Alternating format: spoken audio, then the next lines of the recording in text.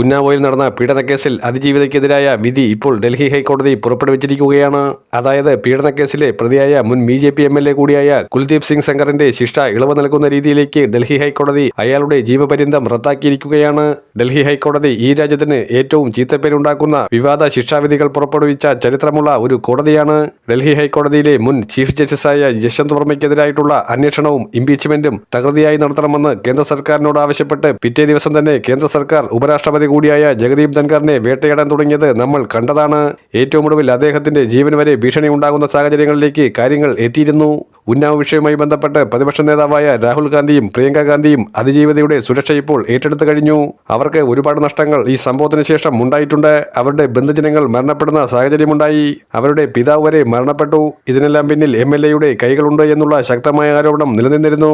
മാത്രമല്ല ഉന്നാവ് വിഷയവുമായി ബന്ധപ്പെട്ട് CBI ഇപ്പോൾ അപ്പീൽ കൊടുത്തിരിക്കുകയാണ്. ഉന്നാവ് വിഷയം ഈ രാജ്യം മാത്രമല്ല ലോകം മുഴുവൻ ശ്രദ്ധിച്ച ഒരു വിഷയമായിരുന്നു. ഹത്രാസിലെ സംഭവം പോലെ തന്നെ ഉന്നാവോയിലെ സംഭവം ലോക മനസാക്ഷിയെ തന്നെ ഞെട്ടിച്ച ഒരു വിഷയമാണ്.